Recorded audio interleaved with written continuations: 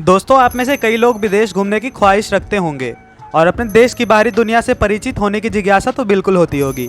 पर दोस्तों, क्या आपको पता है कि हमें अपने देश से बाहर जाने के लिए कुछ दस्तावेज की ज़रूरत पड़ती है। उसमें से सबसे एक बहुमूल्य दस्तावेज है वीज़ा। दोस्तों, जैसा कि आपको पता होगा कि हमारे विदेश यात्रा करने के लिए वीज़ा की ज़रूरत पड़ती है, लेकिन दुनिया में कुछ ऐसे विदेश हैं जहां हमें बिना वीज़ा के भी जाने की अनुमति है। तो चलिए वीडियो को स्टार्ट करते हैं।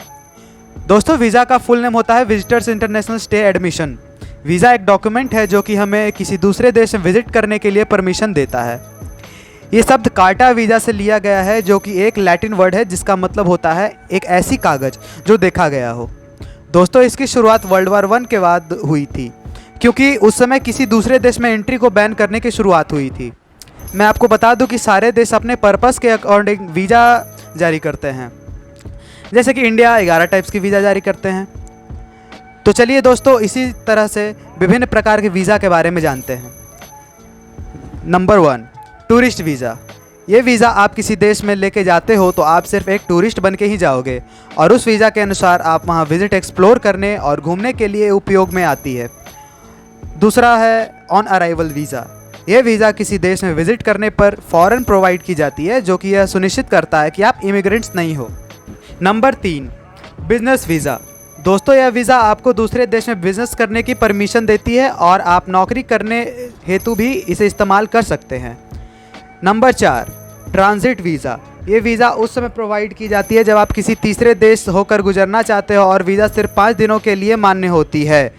Number 5, student visa. अगर आप किसी दूसरे देश में जाकर हायर स्टडीज़ करना चाहते हो या फिर किसी डिग्री या कोर्स के लिए जाना हो तो आप इस वीज़ा का इस्तेमाल कर सकते हैं। Number 6, partner visa. अगर आपने किसी दूसरे देश में शादी की हो और वहाँ जाने की इच्छा रखते हो तो आप पार्टनर वीज़ा का उपयोग कर सकते हो। Number 7, marriage visa. यह वीज़ा आप किसी अन्य देश में किसी लड़की से शादी करना चाहते हो तो उसके लिए आपको मैरिज वीज़ा की ज़रूरत पड़ती है। Number 8, journalist visa. किसी मीडिया के टीम को या व्यक्ति को इसी वीज़ा के अनुसार ही प्रवेश करने दिया जा सकता है। Number 9, immigrants visa. ये वीज़ा आपको किसी देश में बसने के पर्पस के अनुसार दी जाती है, लेकिन इससे पहले ये सुनिश्चित कर लें कि वो देश हमें वहाँ बसने की अनुमति देते हैं या नहीं। Number 10, courtesy visa. किसी भी देश के डिप्लोमेट को या इंटरनेशनल ऑर्गेनाइजेशन को ये वीज़ा दी जाती है। Number 11, working holiday visa. दोस्तों, ये वीज़ा उनके लिए है जो कंपनी या ऑर्गेनाइजेशन में काम करते हो और उन्हें टेम्पररी वर्क के साथ घूमने के लिए भेजा जाता हो। Number 12, diplomatic visa.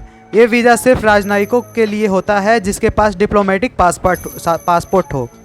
Number 13, pension या रिटायरमेंट वीज़ा। ये वीज़ा कोई गिने चुने देश ही जारी करते हैं, जिनमें से एक है ऑस्ट्रेलिया।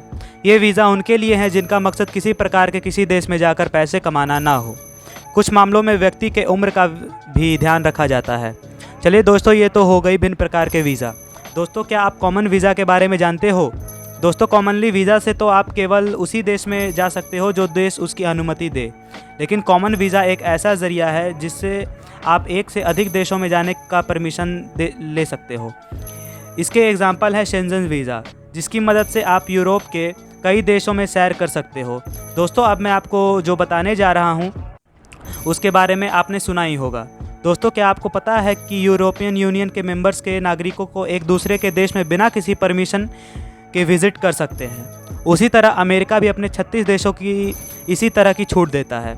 9 अरब राज्यों के समूह के सदस्य देशों के नागरिकों को भी वीज़ा की ज़रूरत नहीं पड़ती। ईस्ट अफ्रीकन कम्युनिटी के मेंबर्स वाले देशों के नागरिकों को वीज़ा की ज़रूरत नहीं पड़ती।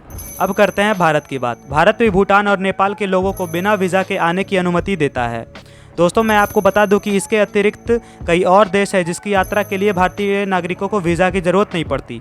वे देश हैं भूटान, हांगकांग, मालदीव, मॉरिशस, मॉन्सेराट, नेपाल। अगर आपको इस सारे देशों के बारे में जानना हो तो आप हमारे डिस्क्रिप्शन को चेक कर सकते हैं। दोस्तों, एक बात और, इन देशों में आपको विज़िट करने की अवधि निर्धारित की गई है। 30 से 90 दिनों तक आप इस देश में घूम सकते हो। इससे ज़्यादा के लिए आपको वहाँ के नियम कानून की प्रक्रिया को पालन कर मंजूरी की ज़रूरत पड़ेगी। दोस्तों, आज के लिए इतना ही। मिलते हैं अगली बार कुछ नए टॉपिक्स के साथ, जिसके लिए आप हमारे चैनल को सब्सक्राइब कर दें ताकि आपको इसका नोटिफिकेशन मिल जाए। तब तक के लिए धन्यवाद। जय हिंद।